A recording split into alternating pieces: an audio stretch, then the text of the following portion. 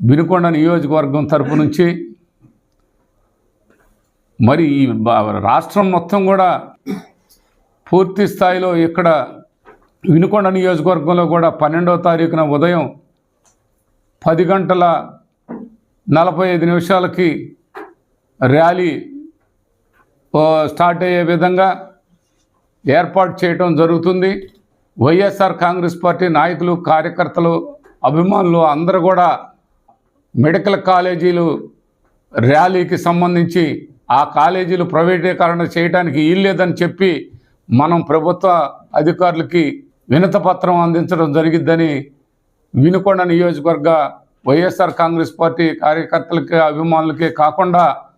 ప్రజలందరూ చిన్న బడుగు బలహీన వర్గాల అందరికి కూడా ఆ మెడికల్ కాలేజీలు, ఆ మెడికల్ హాస్పిటల్స్ అందరికీ అందుబాటులో ఉండాలని,